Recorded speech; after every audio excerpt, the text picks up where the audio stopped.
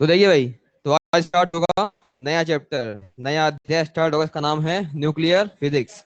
देखिए भाई, क्या है न्यूक्लियर फिजिक्स।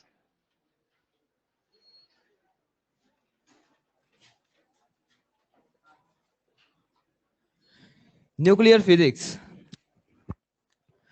अब न्यूक्लियर फिजिक्स के अंदर हम पढ़ेंगे न्यूक्लियस के बारे में। ठीक है, न्यूक्लियस क्या होता है पहले तो ये बताएं भाई। किसी भी एलिमेंट की बात करें, एलिमेंट जो है एटम से मिलकर बना हुआ होता है क्या ऐसा? और एटम के अंदर सेंटर में क्या होता है? न्यूक्लियस होता है ऐसा। तो सेंटर में होता है न्यूक्लियस। अब न्यूक्लियस के अंदर दो तरह के पार्टिकल्स, कौन कौन से? Proton and neutron. हो जाएगा ऐसा। तो देखना भाई कि यहाँ पर ये अपने पास में आ गया एटम का सेंटर, सेंटर में आ गया न्यूक्लियस, और इसके चारों तरफ आ गए ये इलेक्ट्रॉन्स, डिफरेंट ऑर्बिट के अंदर मूव करेंगे। अब यहाँ पर ये जो पार्ट होगा इसका सेंटर वाला, इसको हम बोलते हैं न्यूक्लियस। न्यूक्लियस के अंदर दो तरह के पार्टिकल पाए जाते हैं, एक तो होता है प्रोटॉन, दूसरा होता है न्यूट्रॉन। तो यहाँ पर ये प्रोटॉन प्लस न्यूट्रॉन ये आ गए। अब न्यूक्लियस के अंदर जब ये प्रोटॉन न्यूट्रॉन है, तो इनको हम यहाँ पर प्रोटॉन और न्यूट्रॉन न कहकर इसको हम बोलेंगे न्यूक्लियॉन। क्या बोल देंगे? न्यूक्लियॉन बोल देंगे। तो यहाँ पर इसके अंदर आ गए न्यूक्लियॉन, न्यूक्लियॉन आ गए। ठीक है, तो प्रोटॉन न्यूट्रॉन मतलब न्यूक्लियॉन बन गए ये। अब देखना कि भाई न्यूक्लियस का जो रिप्रेजेंटेशन होता है वो होगा इस तरह से कि इसको हम लिख सकते हैं ZXA। Z का मतलब तो होता है एटॉमिक नंबर, एटॉमिक नंबर का मतलब होता है नंबर ऑफ प्रोटॉन्स। X हो जाएगा न्यूक्लियस, और A ये होता है एटॉमिक मास, हो जाएगा। एटॉमिक मास मतलब number of protons plus number of neutrons. अब देखना कि जो न्यूक्लियस पाए गए भाई, जनरली तो क्या होता है कि हर न्यूक्लियस के लिए जेड और ए की वैल्यू अलग अलग ही आती है। लेकिन कुछ न्यूक्लियस के अंदर ऐसा देखा गया कि वहां पर या तो जेड सेम आ जाएगा, या ए सेम आ जाएगा, या ए माइनस जेड सेम आ जाएगा ऐसा। तो अगर डिफरेंट न्यूक्लियस के अंदर जेड की वैल्यू सेम आ रही है, तो जेड सेम आ रहा है मतलब एटॉमिक नंबर सेम आ रहा है, तो उसको हम बोलते हैं आइसोटोप। क्या बोल देंगे? आइसोटोप बोल देंगे। तो ऐसे न्यूक्लियाई जिसके अंदर नंबर ऑफ प्रोटॉन सेम होते हैं उसको हम आइसोटोप बोलते हैं। जैसे C612 एंड C614, ये है इसका एग्जांपल। सेकेंड होता है कि भाई ऐसे न्यूक्लियस जिसके अंदर एटॉमिक मास सेम आ जाए, ए सेम आ जाए। ए अगर सेम आ जाता है मतलब उनका जो भार है, वेट है, वो सेम है, उसको हम बोलते हैं आइसोबार। क्या बोल देंगे? आइसोबार बोल देंगे। जैसे हम बात करें कि C614 एंड 7N14 दोनों के अंदर ही कितना आ रहा है? 14 आ रहा है। और तीसरा आएगा यहाँ पर कि अगर A माइनस जेड जो होता है नंबर ऑफ न्यूट्रॉन्स, अगर नंबर ऑफ न्यूट्रॉन सेम आते हैं तो उसको हम बोलते हैं आइसोटोन। क्या बोल देंगे? आइसोटोन बोल देंगे। तो तीन तरह के होते हैं, आइसोटोप, आइसोबार एंड आइसोटोन। ये तो आपने पढ़ा होगा पहले ही, है ना। अब देखना कि भाई ये न्यूक्लियस है, न्यूक्लियस की साइज कितनी होती है ना। अब एटम, एटम की साइज बहुत कम होती है, और ये होती है एंगस्ट्रॉम के ऑर्डर की। तो इसके अंदर भी सेंटर में छोटा सा पार्ट होता है जिसको हम न्यूक्लियस कहते हैं। ठीक है, तो क्या हुआ कि न्यूक्लियस की साइज को फाइंड आउट करने के लिए एक एक्सपेरिमेंट किया गया था, है ना। तो वो वाला एक्सपेरिमेंट ऐसा था कि भाई एक तो लिया, गोल्ड फॉइल ली, और इस गोल्ड फॉइल के ऊपर यहां पर से एल्फा पार्टिकल लेकर उस पर बॉम्बार्ड किया। तो जो एल्फा पार्टिकल लिया गया उसकी एनर्जी ली 5.5 मेगा इलेक्ट्रॉन वोल्ट। अब ये एल्फा पार्टिकल यहां से अपनी एनर्जी के साथ मूव करेगा, मूव करेगा, मूव करेगा। अब यहां भी इसके पास प्रोटॉन है, यहां भी प्रोटॉन से, तो प्रोटॉन प्रोटॉन में रिपल्शन होगा। ठीक है, तो क्या होता है कि ये alpha particle 5.5 mega electron volt से मूव किया, मूव करते करते करते इसके क्लोजेस्ट अप्रोच जो देखी गई कि भाई इससे कितने नजदीक तक जा सकता है ये, तो वो देखा गया कि वो डिस्टेंस आती है 4.4 इंटू 10⁻⁻14 मीटर। इतने पास तक गया ये एल्फा पार्टिकल। ठीक है, अगर हम इससे ज्यादा पास तक उसको ले जाते हैं तो फिर वो एल्फा पार्टिकल इस न्यूक्लियाई के अंदर ही मिल जाता है। तो यहां से एक एक्सप्रेशन मिलता है कि भाई जरूर अल्फा, ये जो न्यूक्लियस है, न्यूक्लियस की जो रेडियस है वो जरूर 4.4 इंटू 10⁻⁻14 मीटर से कम रही होगी।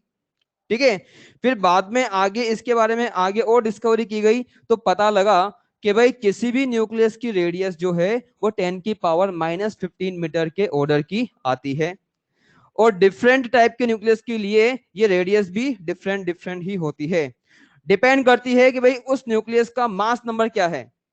अगर मास नंबर ज्यादा होगा तो न्यूक्लियस की रेडियस भी ज्यादा होगी, और मास नंबर कम होगा तो रेडियस भी कम होगी। ठीक है, तो यहां से मिलता है साइज ऑफ न्यूक्लियस। तो साइज ऑफ न्यूक्लियस में आएगा ऐसा कि भाई radius of the nuclear proportional to होता है मास नंबर की पावर 1/3। तो जब हमने यहाँ पे साइन को हटाया तो अपने पास आएगा एक कांस्टेंट, तो आर नॉट और ए की पावर 1/3।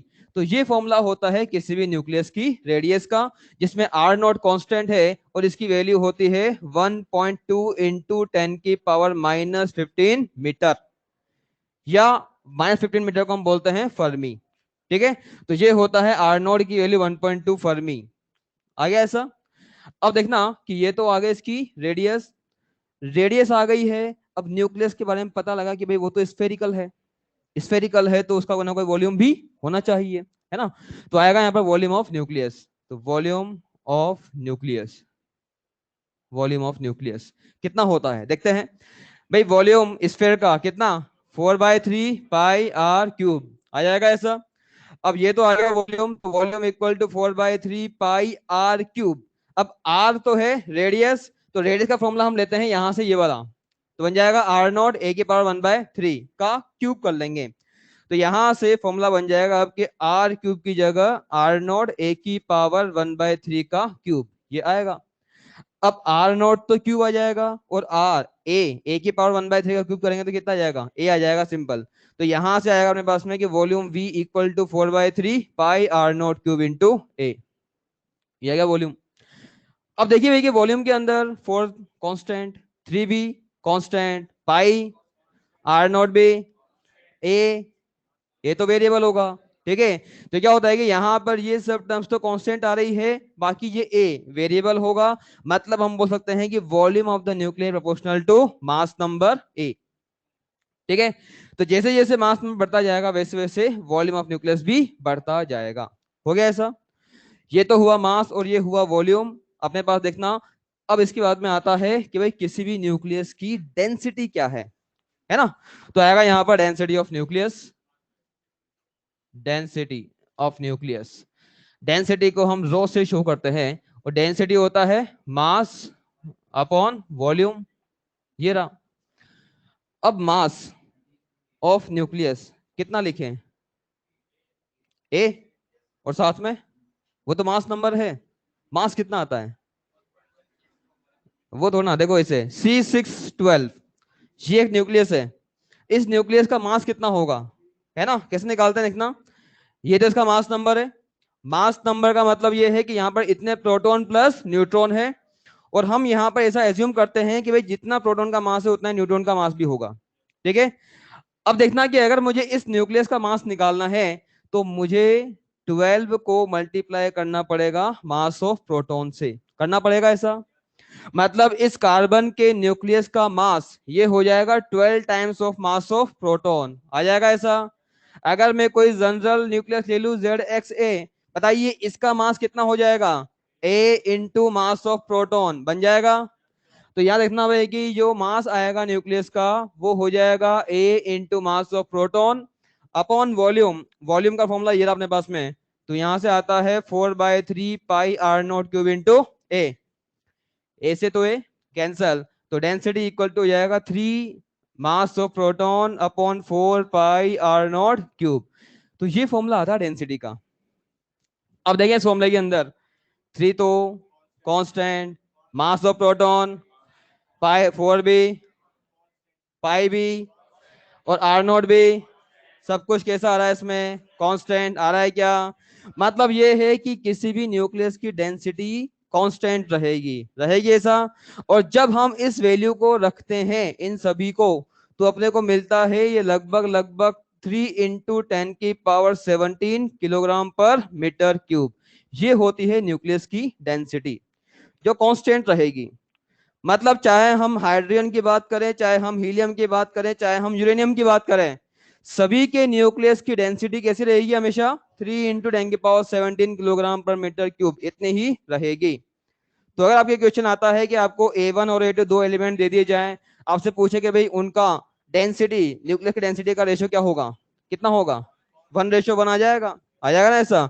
तो ध्यान रखना डेंसिटी हमेशा कांस्टेंट रहेगी, तो ये टर्म आएगी कांस्टेंट। तो ये तो हुआ बेसिक बेसिक बातें हो गई न्यूक्लियस के बारे में, साइज वगैरह क्या है, वॉल्यूम क्या है, डेंसिटी क्या है ना।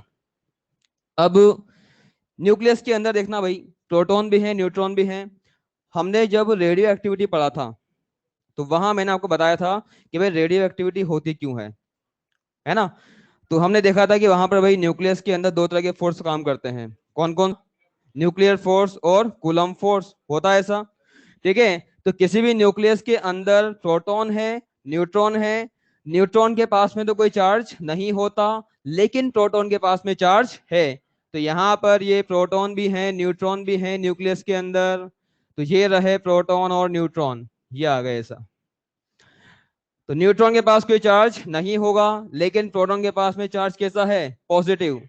अब जब यहां पर इतने सारे प्रोटॉन स्मॉल वॉल्यूम के अंदर हैं, तो इनके बीच में सेपरेशन भी काफी कम होगा।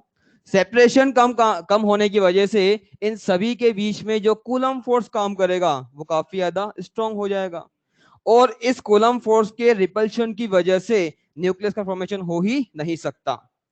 तो जरूर यहां पर इसके अंदर कोई एक्स्ट्रा फोर्स काम कर रहा होगा, जिसकी वजह से न्यूक्लियस का फॉर्मेशन हो रहा है। तो उस फोर्स को हमने नाम दिया था न्यूक्लियर फोर्स। क्या कहा था? Nuclear force. तो यहां पर इस न्यूक्लियस के अंदर एक और फोर्स काम करता है, जिसको हम बोलते हैं न्यूक्लियर फोर्स। अगर ये न्यूक्लियर फोर्स कूलम फोर्स को बैलेंस कर रहा है, तो न्यूक्लियस स्टेबल होता है। वो हमने लास्ट टाइम पढ़ा था ऐसा कुछ, है ना। अब देखते हैं कि यहाँ पर जो न्यूक्लियर फोर्स आ रहा है, ये न्यूक्लियर फोर्स किन किन टर्म्स पर डिपेंड करता है, कब बढ़ता है, कब कम होगा, कब कांस्टेंट रहेगा, ये सब हम देखते हैं इसके अंदर, है ना। तो सबसे पहली बात तो ये है कि इस न्यूक्लियर फोर्स का नाम न्यूक्लियर फोर्स ही क्यों बोला गया? क्योंकि ये न्यूक्लियस के अंदर ही पाया गया है, इसलिए, है ना। अब न्यूक्लियस के अंदर ही क्यों पाया गया है? तो ऐसा इसलिए क्योंकि न्यूक्लियर फोर्स काफी शॉर्ट रेंज का फोर्स होता है, ठीक है। शॉर्ट रेंज का फोर्स होता है, मतलब ये केवल और केवल फर्मी तक ही एक्ट करेगा।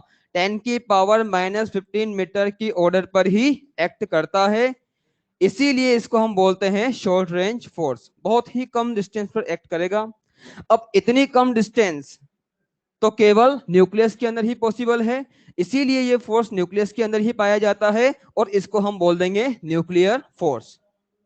आगे ऐसा सेकंड बात होती है कि भाई यहां पर जो न्यूक्लियर फोर्स मिला, तो न्यूक्लियर फोर्स की वैल्यू कूलम फोर्स से कहीं ज्यादा होती है एक सर्टेन रेंज तक। मतलब कि जो न्यूक्लियर फोर्स है वो यूनिवर्स का सबसे ज्यादा स्ट्रॉन्गेस्ट फोर्स होता है, ठीक है। तो जितने भी फंडामेंटल फोर्स मिलते हैं यूनिवर्स के अंदर, उन सभी में सबसे ज्यादा स्ट्रॉन्गेस्ट फोर्स होगा न्यूक्लियर फोर्स।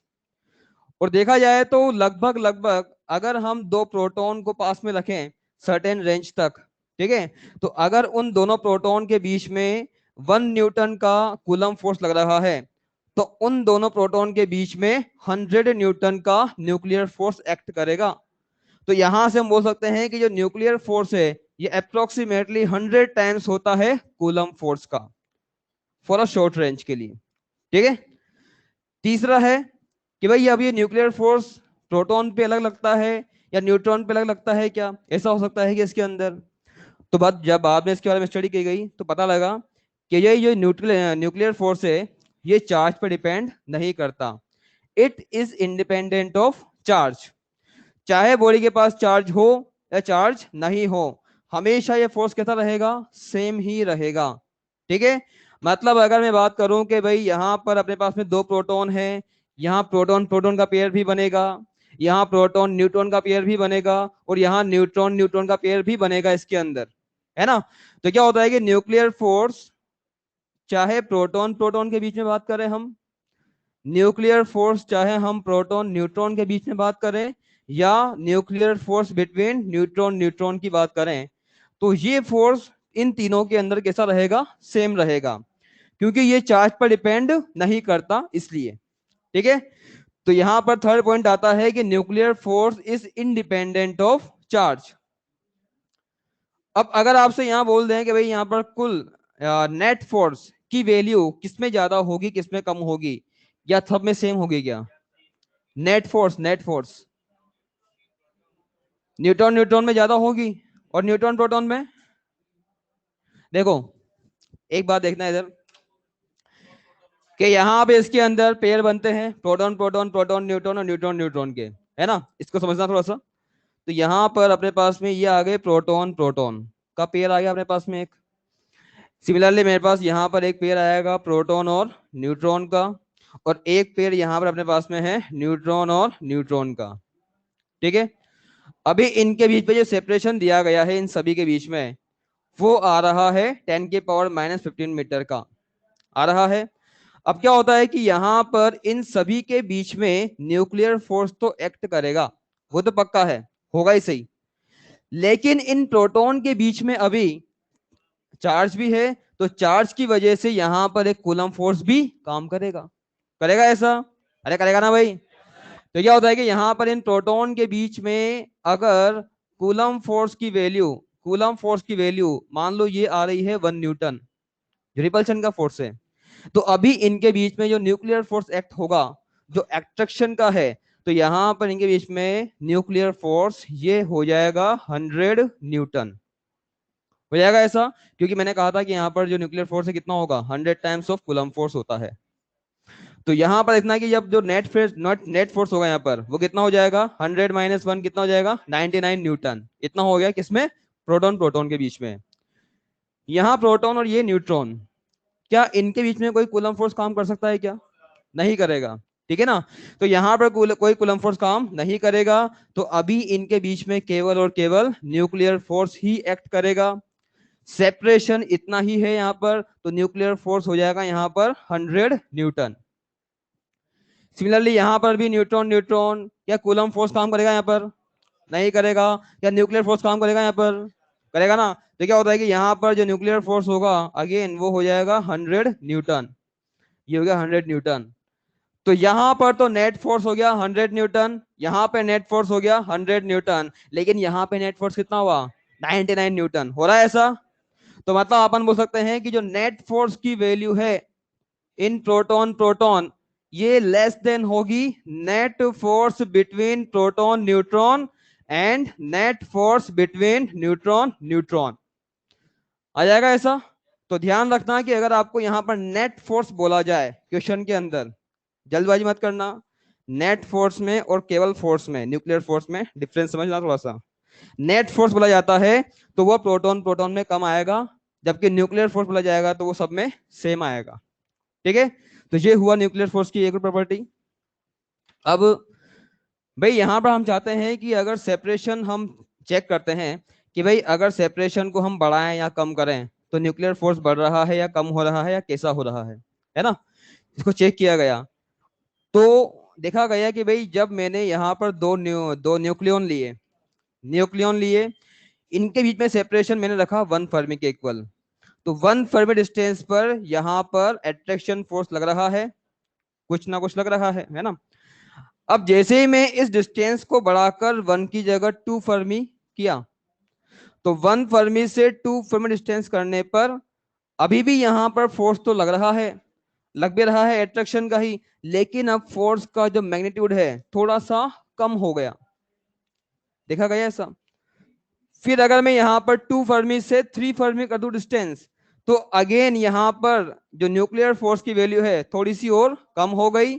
और जैसे मैं यहां पर 3 फर्मी से 4 फर्मी या 5 फर्मी तक ले जाता हूं, तो अब न्यूक्लियर फोर्स की वैल्यू बहुत तेजी से कम हो रही है, बहुत रैपिडली कम हो रही है। और 3 या 4 या 5 फर्मी के बाद में इसकी वैल्यू जो है कम होती होती कितनी हो जाएगी? 0 के इक्वल हो जाती है।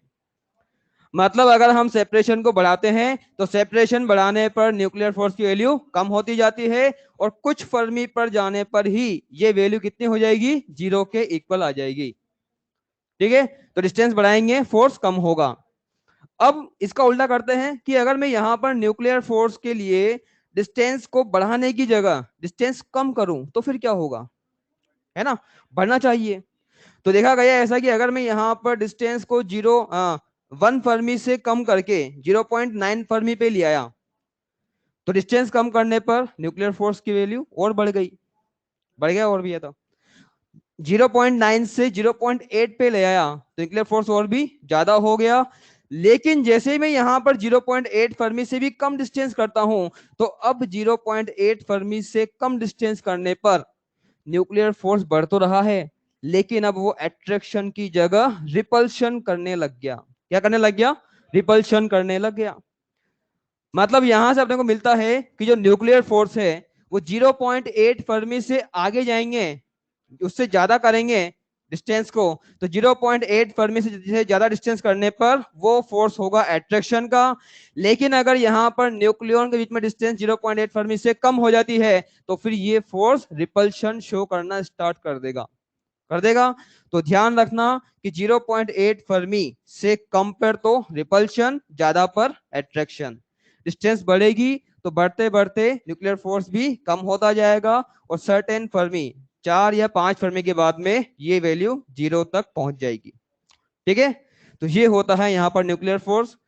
अब जितने भी अपन फोर्स पढ़े हैं, कूलम फोर्स की बात करें चाहे हम ग्रेविटेशनल फोर्स की बात करें, उन सभी के लिए कोई ना कोई फॉर्मूला होता है। K Q1 Q2 upon R square, G M1 M2 upon R square, F equals to M into A, ये सब कुछ होता है। लेकिन यहाँ पर न्यूक्लियर फोर्स के लिए कोई फॉर्मूला अभी तक डिराइव नहीं किया गया है, मतलब ये अभी भी स्टडी में है।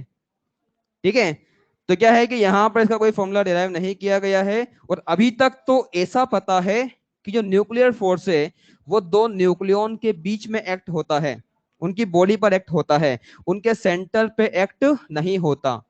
सेंटर पे एक्ट नहीं होता इसलिए हम इसको बोल सकते हैं कि ये जो फोर्स है ये सेंट्रल फोर्स नहीं है।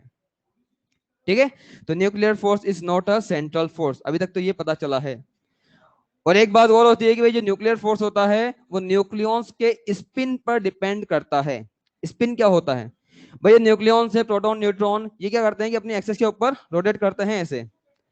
अगर यहाँ पर इन दोनों के बीच में सेम सेंस में रोटेशन हो रहा है, दोनों में क्लॉकवाइज हो रहा है, दोनों में एंटी क्लॉकवाइज हो रहा है, तो उस केस में जो न्यूक्लियर फोर्स काम करेगा वो स्ट्रॉन्गेस्ट होगा। और अगर दोनों में स्पिन डिफरेंट हो रहा है, एक में क्लॉकवाइज एक में एंटी क्लॉकवाइज हो रहा है, तो जो न्यूक्लियर फोर्स एक्ट होगा वो वीकेस्ट होगा। ठीक है, तो सेम सेंस में अगर स्पिन हो रहा है तो स्ट्रॉन्गेस्ट फोर्स होगा, अगर डिफरेंट सेंस में हो रहा है तो वीकेस्ट फोर्स होगा ये वाला। ठीक है, तो ये होता है यहाँ पर न्यूक्लियर फोर्स के बारे में जो मैंने बताया आपको। ये सब बातें लिखी हुई है मॉड्यूल के अंदर या आपके नोट्स में भी लिखी हुई होगी, तो वहां से एक बार स्कोर पढ़ लेना। ठीक है भाई, है ना। तो ये हुआ न्यूक्लियर फोर्स। इसके बाद में हम आगे बढ़ते हैं तो आएगा यहाँ पर mass defect. Mass defect, mass defect को हम डेल्टा एम से शो करते हैं। अब ये है क्या, देखते हैं भाई। मास डिफेक्ट डेल्टा एम, भाई अपने पास में बहुत सारे प्रोटॉन्स और न्यूट्रॉन्स है, न्यूक्लियॉन से मतलब बहुत दूर दूर रखे हुए हैं यहाँ पर ऐसे। अब मैं उन सभी प्रोटॉन्स और न्यूट्रॉन्स को पास लेकर आ रहा हूं।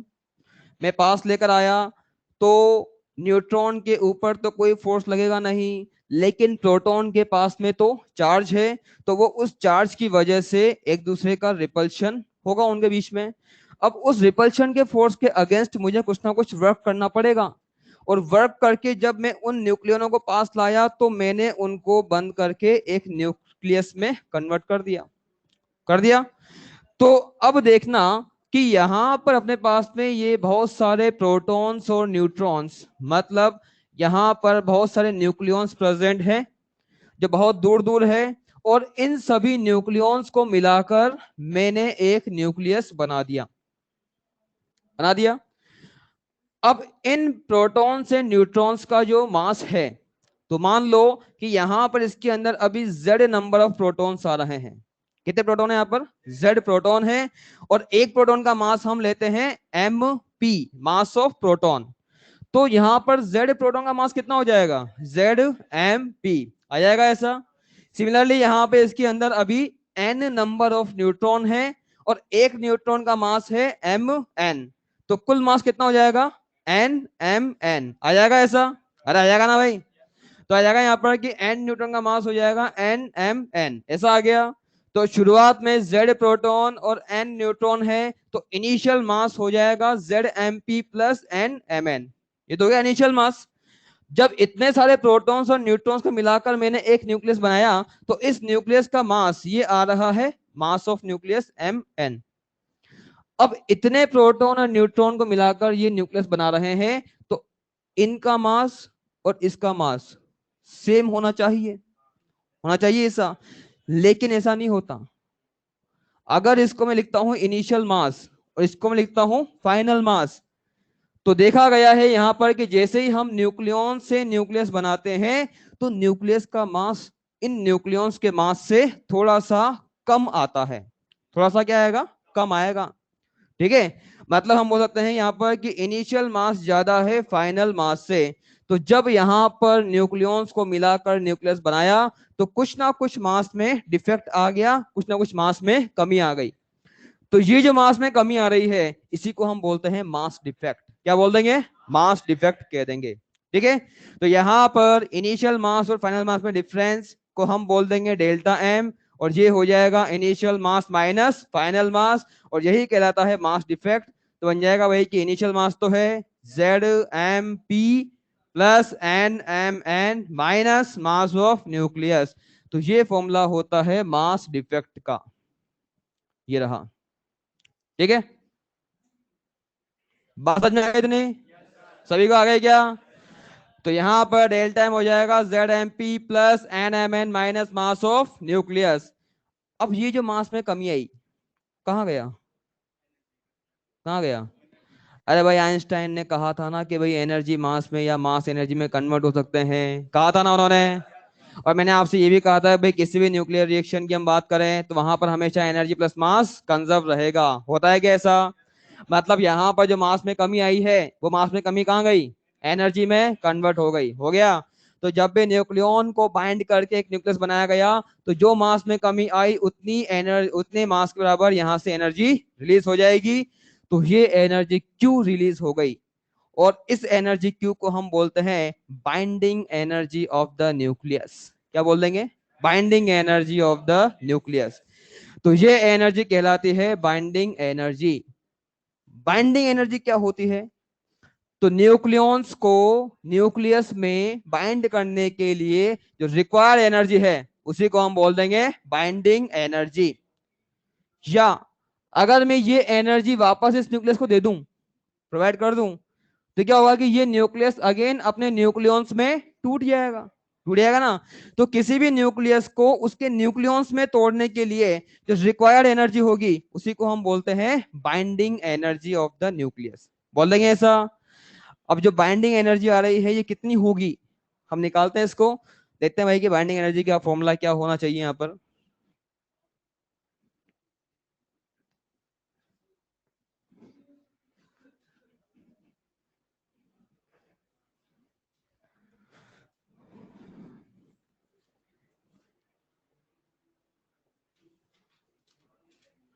बाइंडिंग एनर्जी ई बी, तो फॉर्मूला आ जाएगा भाई यहाँ पर के आइंस्टाइन के मास एनर्जी रिलेशन से E equals to M C square होता है।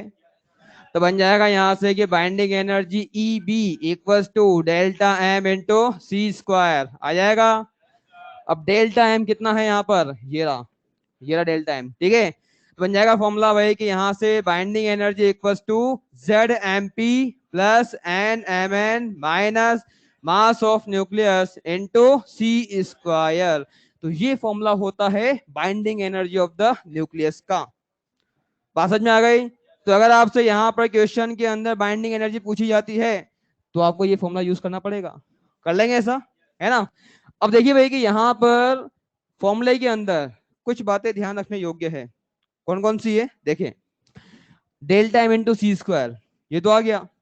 अब अगर आपको मास दिया जाता है किलोग्राम में, तो मास अगर आपको दें किलोग्राम में, तो आप उस डेल्टा एम को सी स्क्वायर मतलब 3 × 10⁸ के स्क्वायर से मल्टीप्लाई कर ले, तो वहां से जो आपका आंसर आएगा एनर्जी का, वो आता है जूल में। किसमें आ जाएगा? जूल में आ जाएगा। ठीक है, वो तो आप कर लेंगे सिंपली है। लेकिन अगर आपको यहाँ पर मास की जो वैल्यू है ये आपको किलोग्राम में ना देकर एएमयू में दे दें, तो फिर क्या करेंगे? अब एएमयू क्या होता है? Atomic mass unit. हो जाएगा ना ऐसा? तो क्या देखना भाई, यहाँ पर आएगा ऐसा कि delta M is in A M U. A M U का मतलब होता है 1.67 इंटू 10⁻⁻27 किलोग्राम। आ जाएगा? तो अगर आपको यहाँ पर मास डिफेक्ट दिया हुआ है 1 एम यू के बराबर, तो 1 एम यू से related energy EB equals to 1.67 into 10⁻⁻27 into C square, मतलब 9 × 10⁻16। तो आ जाएगा 9 × 10⁻16। अब इसको हम सोल्व करें तो ये आएगा 1.67 इंटू 9 × 10⁻11 जूल। इतनी आ गई एनर्जी, 1 एम से आ गई है। अब ये जो एनर्जी है कितनी है? 10⁻11 जूल में आ रही है, बहुत ही कम आ रही है ना? तो क्या होता है कि इसके लिए अब हम यहाँ पर एनर्जी की जो स्मॉल यूनिट है उसका यूज कर लेंगे, वो आएगी इलेक्ट्रॉन वोल्ट में, है ना? तो इसको हम कन्वर्ट करते हैं इलेक्ट्रॉन वोल्ट में, तो इसको हम इलेक्ट्रॉन के चार्ज से डिवाइड कर लेंगे। तो देखना भाई, 1.6 से डिवाइड होगा 1.67, अप्रोक्सीमेटली 1 पॉइंट समथिंग समथिंग वाला हो जाएगा ये। फिर इस 1 पॉइंट समथिंग को हम 9 से मल्टीप्लाई कर लेंगे तो 9.31 ऐसा आएगा ये, है ना? तो बन जाएगा यहाँ पर ये 9.31 इंटू 10⁻⁻19 जाएगा ऊपर प्लस में, तो ऊपर बन जाएगा 10⁻8। 10⁻8 आएगा भाई यहाँ पर, ये आ जाएगा इलेक्ट्रॉन वोल्ट में इसका आंसर।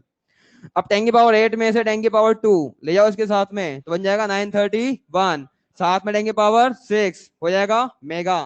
ठीक है, तो बन जाएगा यहाँ पर कि बाइंडिंग एनर्जी इक्वल टू हो जाएगा 931 मेगा इलेक्ट्रॉन वोल्ट। आ गया? तो अगर आपको यहाँ पर बाइंडिंग एनर्जी फाइंड आउट करनी है किसी न्यूक्लियस की, तो आपको वहां पर न्यूक्लियस के लिए प्रोटॉन और न्यूट्रॉन के नंबर दिए जाएंगे, प्रोटॉन न्यूट्रॉन का मास देंगे आपको, और आपको न्यूक्लियस का मास भी देंगे। तो आप ये वाला फॉर्मूला यूज करेंगे एनर्जी फाइंड आउट करने के लिए, है ना? अब क्या होता है कि वहां पर जो डेल्टा एम निकालेंगे आप, वो आएगा एएमयू में। अब एएमयू में आएगा तो अब हमें उस डेल्टा एम को सी स्क्वायर से मल्टीप्लाई नहीं करना, है ना? क्योंकि क्या है कि मैंने यहाँ पर 1 एएमयू से रिलेटेड जो एनर्जी है वो फाइंड आउट कर ली है। तो हम यहाँ पर लगाएंगे यूनिटरी मेथड। तो अगर 1 एएमयू से इतनी एनर्जी आ रही है, तो अगर मान लो 0.5 एएमयू मास डिफेक्ट आएगा, तो 0.5 इंटू 931 कर लेंगे ऐसा, इसका आंसर आ जाएगा मेरे पास में। तो जो भी आपके पास में मास डिफेक्ट एएमयू में आएगा, उसको आप सी स्क्वायर से मल्टीप्लाई न करके 931 से मल्टीप्लाई कर लेंगे, तो जो आपका आंसर होगा वो किसमें आ जाएगा? मेगा इलेक्ट्रॉन वोल्ट में आ जाएगा। बात समझ में आ गई इसी? ठीक है, तो क्वेश्चन करते समय इस बात का ध्यान रखना, है ना? और यहां पर जो मास ऑफ प्रोटॉन और न्यूट्रॉन है उसका भी ध्यान रखना कि मास ऑफ प्रोटॉन कभी कभार क्वेश्चन में आपको देंगे, कभी कभार क्वेश्चन में नहीं भी देते, है ना? तो वो हो जाएगा यहाँ से कि mass of proton equal to 1.0073 AMU, और मास ऑफ न्यूट्रॉन ये 1.0086 एएमयू होता है। ये वैल्यू को आपको याद रखना है, क्वेश्चन में देगा भी या नहीं भी देगा, वो उस पर डिपेंड करता है। मास of proton in in AMU, AMU में इतना मास होता है प्रोटॉन का 1.0073। इसके अप्रोक्सीमेटली वन मत मान लेना आप, है ना? क्योंकि डेल्टा टाइम आएगा ना, वो इसी से आएगा, पीछे वाले वैल्यू डीट से।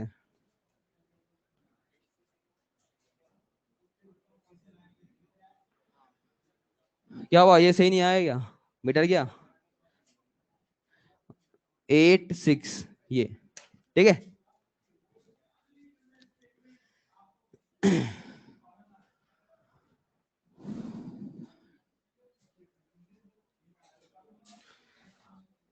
अब इस पे क्वेश्चन करते हैं भाई, है ना? तो क्वेश्चन लिखे, लिखिए question.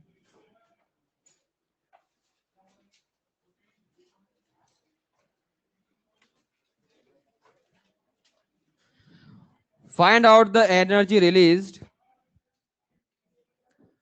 find out the energy released, find out the energy released when 1 microgram of matter, 1 microgram of matter completely convert into energy. 1 microgram of matter completely convert into energy.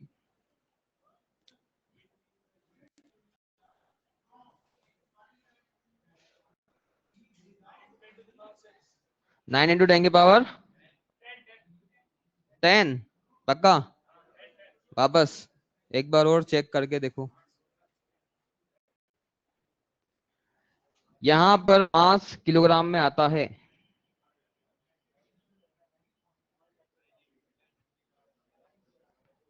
10 की power 7, हाँ 9 into 10 की power 7 answer आएगा joule में। देखिए भाई आपको यहां से पूछे गई है एनर्जी, तो energy equal to delta M into C square. अब डेल्टा एम आपको दिया गया है 1 माइक्रोग्राम। तो पहले तो आप इस मास को कन्वर्ट कर लें किलोग्राम में, तो आएगा यहाँ से कि 1 माइक्रो मतलब 10⁻⁻6 इंटू ग्राम को करना है किलोग्राम में -3, तो बन जाएगा 10⁻⁹ किलोग्राम। ये तो आएगा डेल्टा एम। आपको निकालनी है एनर्जी, तो E equal to delta M into C square मतलब 9 इंटू 10⁻16। इसको आप सोल्व करेंगे तो आएगा 9 इंटू 10⁻7 और ये आएगा आंसर जूल में। ठीक है, एक क्वेश्चन और लिखें।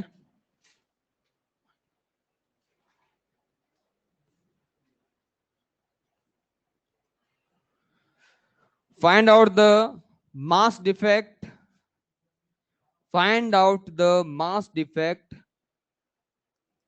defect and binding energy, mass defect and binding energy of nitrogen 7 and 14। ये nitrogen 14, mass defect and binding energy of nitrogen 7 and 14। और इस क्वेश्चन के अंदर आपको इस नाइट्रोजन का मास दिया हुआ है, ये है 14.0037 AMU। ये आपको दिया हुआ है मास ऑफ न्यूक्लियस।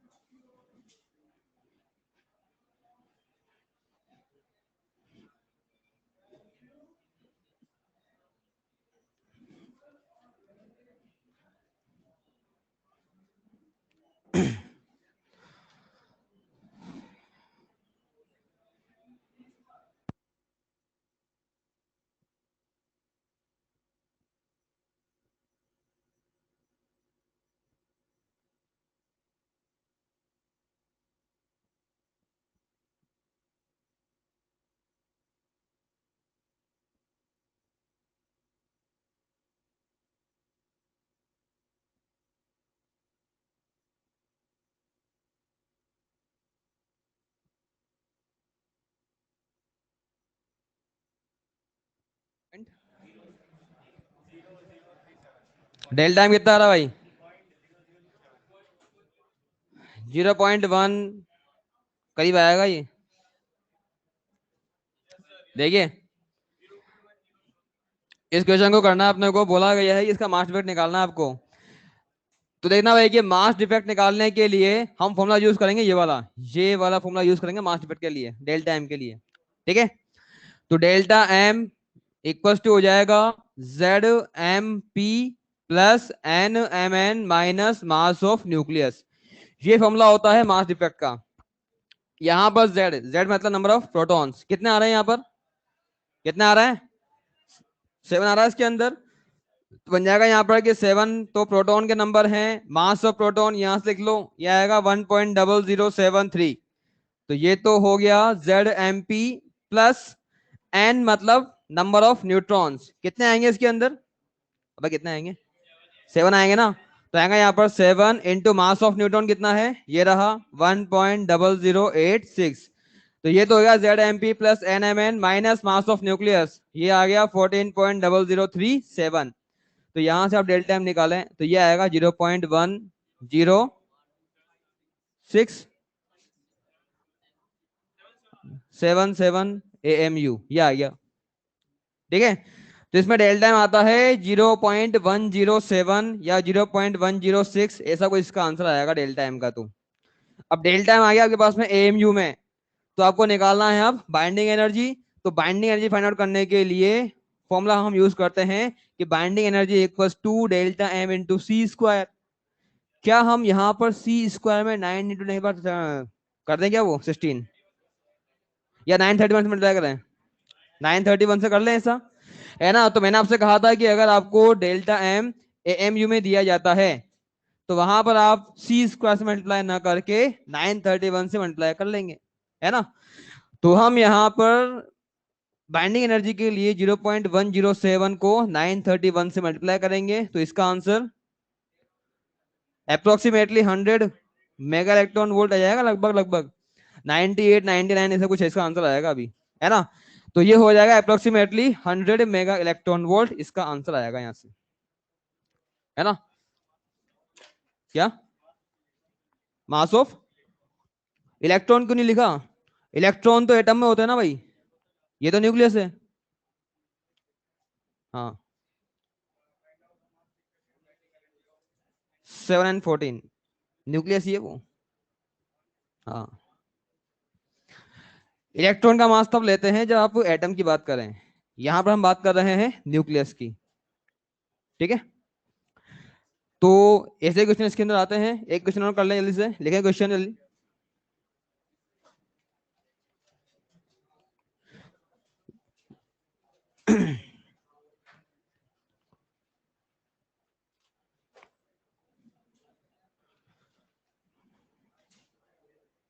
लिखे भाई, if if in a reaction if in a reaction 0.01% mass 0.01% mass is converted into energy is converted energy into energy then by find energy liberated by 1 kilogram of matter by 1 kilogram of matter energy liberated by 1 kilogram of matter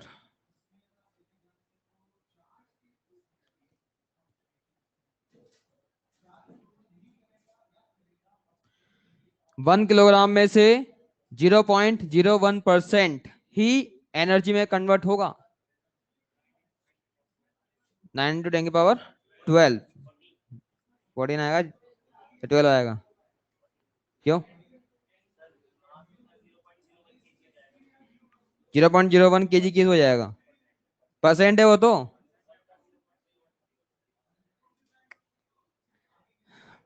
0.0% हो गया, आप देखना ऐसे। मास आपको दिया गया है 1 kilogram और डेल्टा एम दिया गया है 1 किलोग्राम का 0.01%। ठीक है, तो कितना आएगा यहाँ से, ये डेल्टा एम आएगा 10 की पावर माइनस 4 किलोग्राम आ जाएगा ये तो होगा डेल्टा एम। आपको निकालनी है एनर्जी रिलीज्ड, तो एनर्जी इक्वल टू जाएगा delta M into C square, तो 10 की पावर माइनस 4 इंटू 9 इंटू 10 की पावर 16, तो यह जाएगा 9 इंटू 10 की पावर 12 जूल, इसका आंसर। ठीक है, तो ऐसे क्वेश्चन आपके आएंगे भाई एग्जाम के अंदर, कर लेंगे, कर लोगे क्या, सभी कर लेंगे क्या, अबे बोलो ना कर लेंगे क्या। हाँ, तो ये तो हुआ अपने पास में binding energy of the nucleus. अब एक टर्म आती है जिसको हम बोलते हैं बाइंडिंग एनर्जी पर न्यूक्लियॉन, ये क्या होती है ना। देखते हैं भाई कि बाइंडिंग एनर्जी पर न्यूक्लियॉन क्या है, कैसे है, कब है। बाइंडिंग एनर्जी पर न्यूक्लियॉन, इसको हम EBN से रिप्रेजेंट करेंगे। अब इसकी डेफिनेशन की बात करें तो वो ये है कि energy per nucleon, total binding energy per nucleon को ही हम बोल देंगे बाइंडिंग एनर्जी पर न्यूक्लियन। मतलब इसका फॉर्मूला जो बनता है ये बन जाएगा कि binding energy per nucleon equals to total binding energy upon number of nucleon. तो ये फॉर्मूला बनता है बाइंडिंग एनर्जी पर न्यूक्लियन का। अब इसका सिग्निफिकेंस क्या होता है, क्या मतलब होता है इसका, है ना, समझते हैं इसको। तो देखना भाई कि भाई किसी भी न्यूक्लियस के अंदर से एक न्यूक्लियन को बाहर निकालना है। जैसे अपने पास में आ गया ये वाला एक न्यूक्लियस है, ये अगर न्यूक्लियस, इस न्यूक्लियस के अंदर बहुत सारे प्रोटॉन न्यूट्रॉन प्रेजेंट है।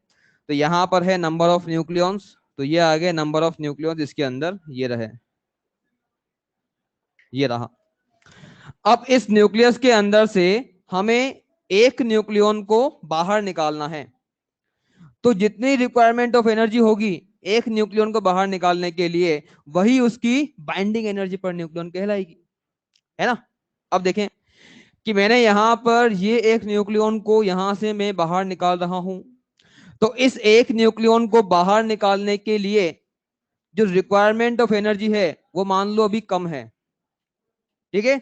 तो काफी कम एनर्जी लगाई मैंने और ये न्यूक्लियन यहां से बाहर आ गया। अब कम एनर्जी लगा के अगर न्यूक्लियन बाहर आ रहा है, मतलब ये है कि ये न्यूक्लियन अभी इस न्यूक्लियस के अंदर काफी लूजली बाउंडेड है, ठीक है। अगर लूजली बाउंडेड है तो लूजली बाउंडेड तभी होते हैं जब ये न्यूक्लियस कम स्टेबल हो या अनस्टेबल हो, ठीक है। तो अगर न्यूक्लियस में से एक न्यूक्लियन बाहर निकालने के लिए रिक्वायरमेंट ऑफ एनर्जी कम है तो न्यूक्लियस लूजली बाउंडेड है। लूजली बाउंडेड है मतलब अनस्टेबल है या कम स्टेबल होगा, होगा ऐसे। और अगर मान लो कि मैं यहां पर कोई दूसरा एलिमेंट लेकर उसके न्यूक्लियस में से एक न्यूक्लियन को बाहर निकालूं, और अगर उस न्यूक्लियन को बाहर निकालने के लिए मुझे काफी ज्यादा एनर्जी की रिक्वायरमेंट पड़ रही है, मतलब ये है कि उस न्यूक्लियस के अंदर जो उस न्यूक्लियस के अंदर जो न्यूक्लियन है वो काफी टाइटली बाउंडेड है ना। टाइटली बाउंडेड है तो वो तभी होता है जब इस न्यूक्लियस के अंदर न्यूक्लियन काफी ज्यादा एनर्जी से बंधे हुए हो या न्यूक्लियस ज्यादा स्टेबल हो, ठीक है। तो कोई भी न्यूक्लियस की स्टेबिलिटी को हम उसकी बाइंडिंग एनर्जी पर न्यूक्लियन से रिप्रेजेंट करते हैं। अगर एनर्जी पर न्यूक्लियन की वैल्यू ज्यादा आ रही है मतलब वो न्यूक्लियस ज्यादा स्टेबल होगा, और अगर एनर्जी पर न्यूक्लियन की वैल्यू काफी कम आ रही है या कम आ रही है तो वो न्यूक्लियस कम स्टेबल होगा या अनस्टेबल होगा, ठीक है। तो न्यूक्लियस की स्टेबिलिटी का मतलब ये है उसकी बाइंडिंग एनर्जी पर न्यूक्लियन। तो यहां से हम लिख सकते हैं कि भाई energy per nucleon proportional to हो जाएगा स्टेबिलिटी ऑफ द न्यूक्लियस, ये रहा। तो एनर्जी पर न्यूक्लियन ज्यादा है ज्यादा स्टेबल होगा, कम है कम स्टेबल होगा, ठीक है। तो ध्यान रखना कि किसी भी न्यूक्लियस की अगर अपने को स्टेबिलिटी चेक करनी है तो उसके लिए हम केवल और केवल एनर्जी पर न्यूक्लियन ही देखेंगे बस, ठीक है। बाइंडिंग एनर्जी से कभी भी हम उसकी स्टेबिलिटी को चेक नहीं कर सकते, क्योंकि बाइंडिंग एनर्जी तो क्या होता है कि वो डेल्टा एम पर डिपेंड करती है यहां से बाइंडिंग एनर्जी तो। और जितना ज्यादा हैवी एलिमेंट होगा न्यूक्लियस होगा उसके लिए डेल्टा एम की वैल्यू उतनी ही ज्यादा आती है। उसके हिसाब से अगर हम चलें तो यूरेनियम सबसे ज्यादा स्टेबल होना चाहिए, लेकिन ऐसा तो होता ही नहीं है, वो तो स्टेबल होता है ना। तो ध्यान रखना कि स्टेबिलिटी मतलब binding energy per nucleon.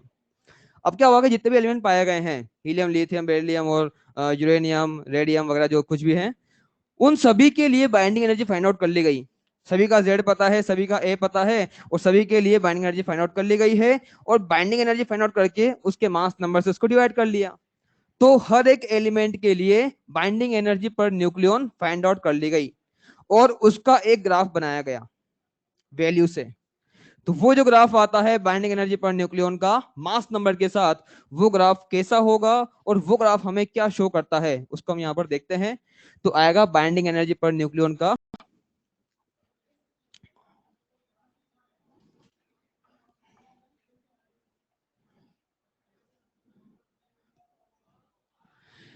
X पर तो आ जाएगा मास नंबर और वाई पर आ जाएगी binding energy per nucleon. Graph बनाया गया यहाँ पर हाइड्रोजन से स्टार्ट करेंगे। तो शुरुआत में जो ग्राफ बना, तो यहाँ पर हाइड्रोजन से स्टार्ट कर रहे हैं तो पहले तो बाइंडिंग एनर्जी पर न्यूक्लियन बढ़ गई,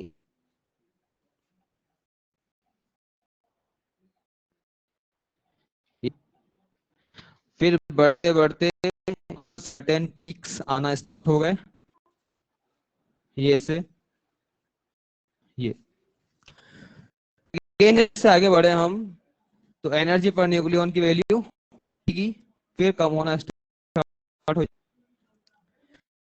ग्राफ का नंबर के साथ ये ऐसे क्यों गई? तो ग्राफ बन गया, जो वैल्यू गई वही आप आगे, ठीक है।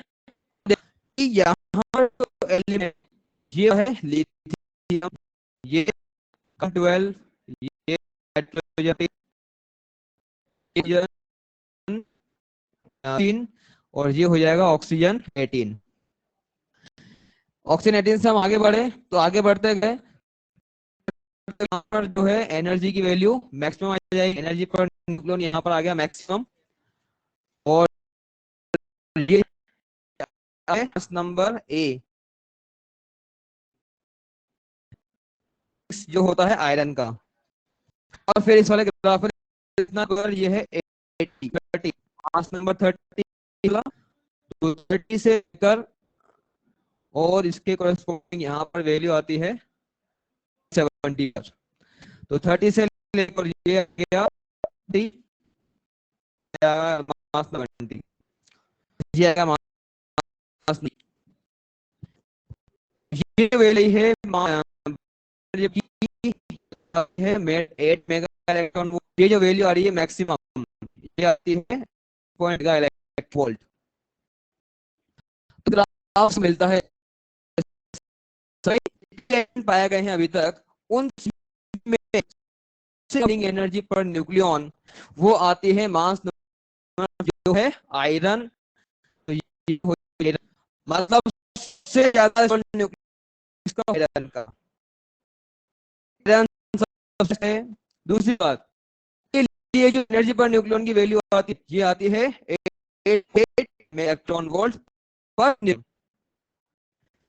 अगर हम यहाँ 30 से 170 तक के एलिमेंट की बात करें, 30 के 170 तक के जितने एलिमेंट सभी के लिए एनर्जी की value 8 mega electron 8 mega electron volt से ज्यादा आ रही है। सभी के सभी स्टेबल एलिमेंट। अगर यहाँ मास नंबर 30 से आ जाए, कुछ ऐसे आते हैं जैसे ही कार्बन और ये ऑक्सीजन वगैरह हैं, ये सभी होते हैं। बाकी इनके अलावा जो एनर्जी कम आ रही है, कम आ रही है, तो ये सभी जो है स्टेबल हो जाएंगे कुछ को छोड़कर, ठीक है।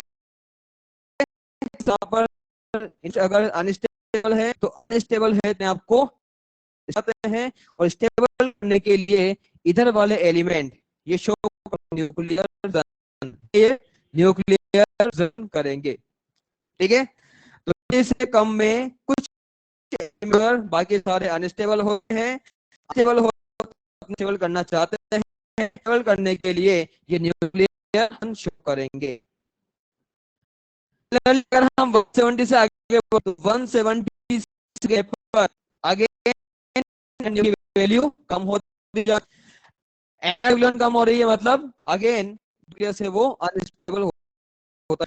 तो 7 से ज्यादा जो एलिमेंट होते हैं वो काफी हैवी होते हैं, इससे ये सभी के सभी जो अनस्टेबल है ये शो हैं न्यूक्लियर फ्यूजन। क्या करेंगे? न्यूक्लियर फ्यूजन शो करेंगे। तो फ्यूजन होते हैं कि एक न्यूक्लियाई दो स्मॉल के अंदर हो गया, दो जा गया, बोलते हैं न्यूक्लियर फ्यूजन। और फ्यूजन हो जाएगा कि दो स्मॉल एक बड़े न्यूक्लियर का फॉर्मेशन होता है, न्यूक्लियर फ्यूजन। हम पढ़ेंगे यहाँ पर आगे कि फ्यूजन है या न्यूक्लियर फ्यूजन है ये क्या है, कैसे होता है। इसके पहले बाइंडिंग एनर्जी पर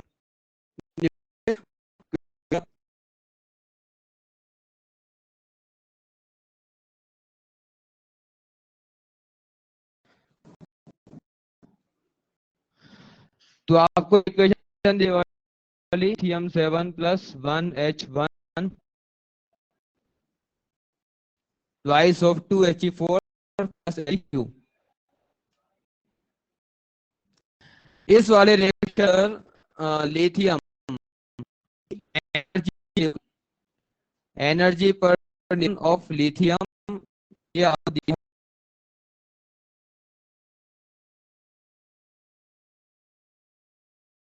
पर न्यूक्लियस 7.06 मेगा इलेक्ट्रॉन वोल्ट। तो यहाँ ये फाइंड आउट करते हैं कितनी रिलीज होगी।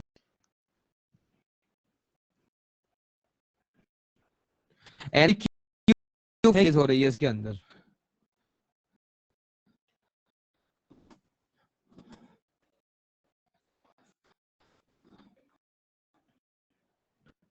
यहाँ पर एक बात ध्यान रखना, जो हाइड्रोजन के बारे में तो न्यूक्लियस एनर्जी नहीं होगी, तो के लिए बाइंडिंग एनर्जी 0 होगी, उसका नहीं होता है।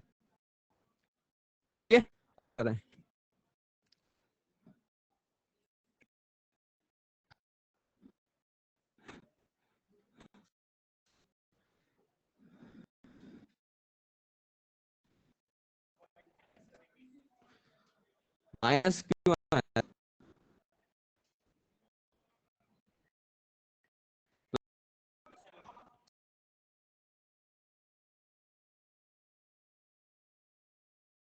जब भी आपको बाइंडिंग दी जाती है और आपसे एनर्जी क्यों, तो यहाँ हो रही है थर्मल रिएक्शन कहलाएगी। और रिएक्शन के अंदर जो प्रोडक्ट होगा वो ज्यादा रिएक्टेंट से, मतलब ये जो एनर्जी पर न्यूक्लियन है वो ज्यादा आएगी से। ठीक है, अब जब भी आपको यहाँ पर से एनर्जी रिलीज फाइंड आउट की जाती है, एनर्जी ये आपको यहाँ पर, क्योंकि फाइनल वाले जी ज्यादा हो तो अपने को फाइनल मिलेगा, या हम एनर्जी फाइंड आउट करेंगे। अब एनर्जी कौन सी है, एनर्जी पर न्यूक्लियन है या एनर्जी है, ये यहाँ पर ये वाली ये होती है बाइंडिंग टोटल। तो क्या होता है कि पहले तो हम यहाँ हीलियम के लिए कितनी आ रही है इसके अंदर, तो आएगा ये बाइंडिंग न्यूक्लियन, यहाँ देखना कि बाइंडिंग एनर्जी हो जाएगा bind per nucleon into mass number. तो यहाँ से आता है binding energy of lithium into energy per nucleon, तो ये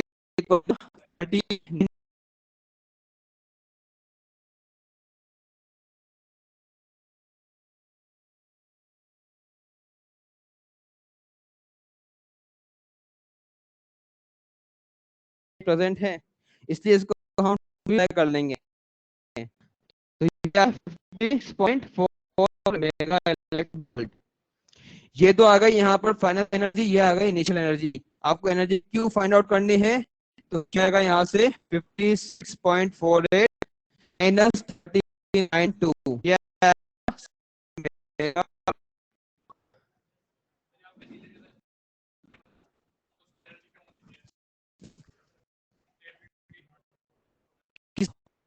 मैंने क्या बोला अभी, मैंने कहा कि तो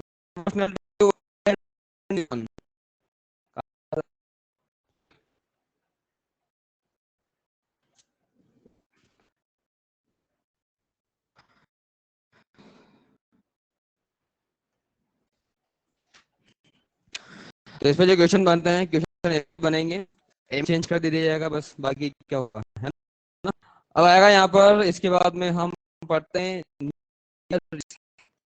दो तरह के, न्यूक्लियर फिजन, फ्यूजन। तो पहले स्टार्ट करते हैं न्यूक्लियर रिएक्शन। क्या होता है देखिए,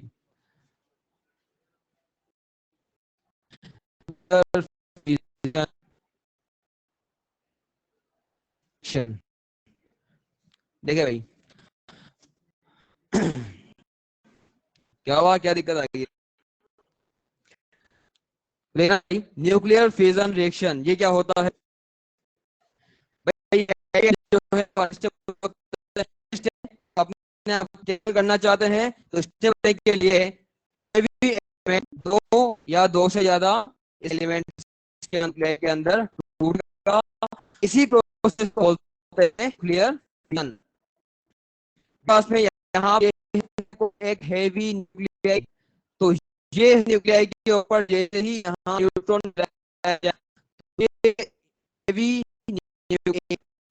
स्मॉल न्यूक्लियाई भी सी में टूट जाएगा। तो यही है अब फ्यूजन का वो होता कि हम यूरेनियम का फ्यूजन कर रहे हैं। ठीक है, तो आएगा यहाँ पर यूरेनियम, तो 95 ये होता है यूरेनियम। अब यूरेनियम के ऊपर जब हम यहाँ से न्यूट्रॉन गिराते हैं तो 100 न्यूट्रॉन गिराएंगे, ये न्यूट्रॉन इस यूरेनियम को दो लाइट न्यूक्लियाई के अंदर, और तो यहाँ से मिले बेरियम, मिलता है क्रिप्टॉन। तो फिर 144 इलेक्ट्रॉन 89 ये अपने को यहाँ से मिलता है। और है कि यहाँ पर इस रिएक्शन की भी टोटल एटॉमिक नंबर ये दोनों कंजर्व 36 प्लस ये तो हो गया 90, यहाँ पर 32 सही है वो तो 49 ये 233 यहाँ कितने 236।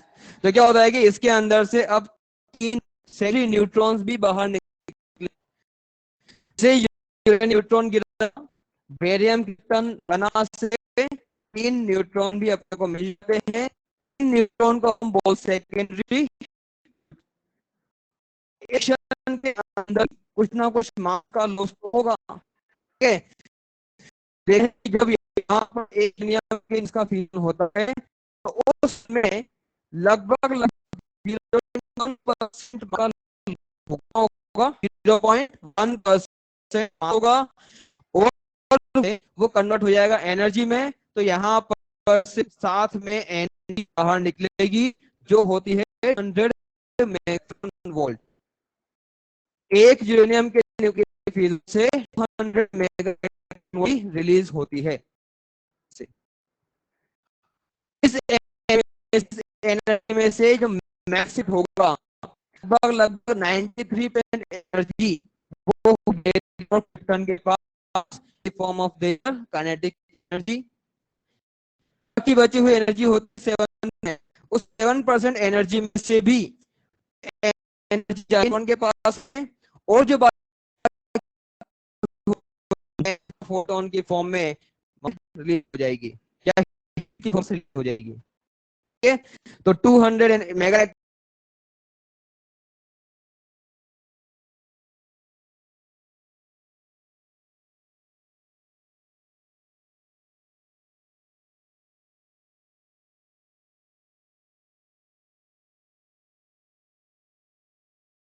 है कि ये जो आपको यहाँ पर न्यूट्रॉन दिए गए हैं स्लो न्यूट्रॉन होते हैं। एनर्जी 0.03 इलेक्ट्रॉन वोल्ट या ऐसा इसलिए ये स्लो न्यूट्रॉन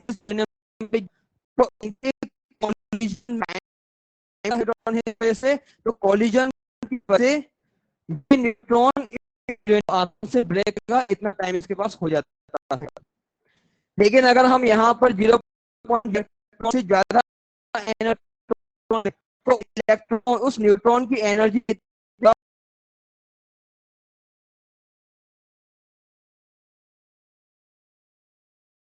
और क्या होता है कि न्यूट्रॉन उसका ब्रेक उसको बिना तोड़े यहाँ से बाहर निकल जाएगा। ठीक है, ना कि न्यूट्रॉन 0.03 इलेक्ट्रॉन वोल्ट के इक्वल या उससे कम है भी फ्यूजन हो पाएगा, नहीं तो फ्यूजन इसके।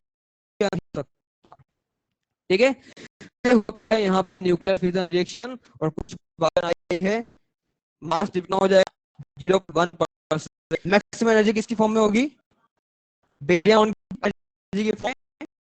न्यूट्रॉन के पास में एनर्जी 0.03 इलेक्ट्रॉन वोल्ट या उससे कम हो पाएगा। अब न्यूक्लियर फिजन का उससे जो एक्शन होता है वो होता है न्यूक्लियर चेन रिएक्शन। क्या होती है, तो अगर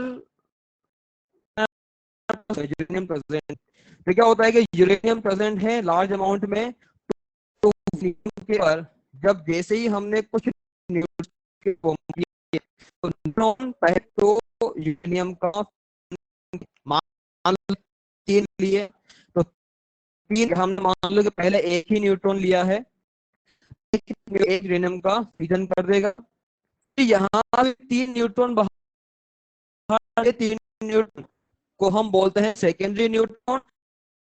इन न्यूट्रॉनों को आगे जाकर अगर यूरेनियम न्यूक्लियस मिलता है, न्यूट्रॉन कॉलिजन करेंगे और वहां उसका फिजन कर देंगे, फिर इलेक्ट्रॉन बाहर निकलेंगे, अगेन वो आगे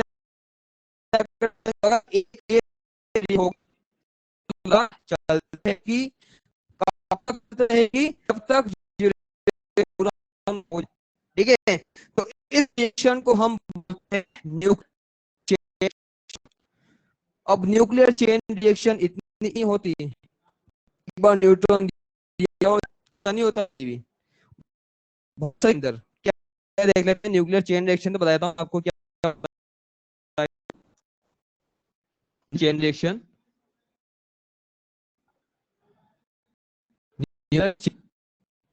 रिएक्शन क्वेश्चन कर लेते हैं। इलेक्ट्रिक पे डिस्कशन कहाँ तक हुआ था, एक्शन 1 2 भी 2 नहीं हुई क्या, क्यों, कल तो आज हो गया मतलब, है ना, क्योंकि ये स्टार्ट देखिए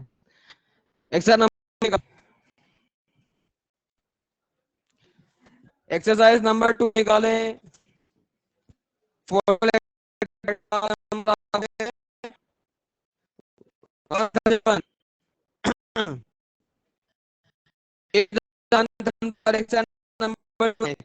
बोलना 1 2 3 4 5 6 7 8 9 10 11 12 14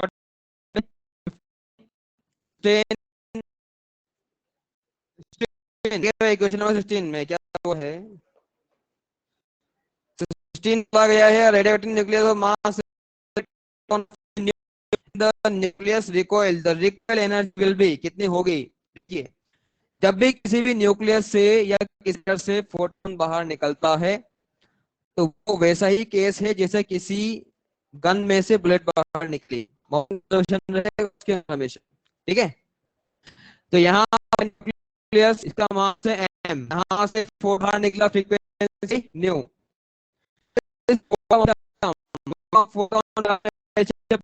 लैम्डा होता है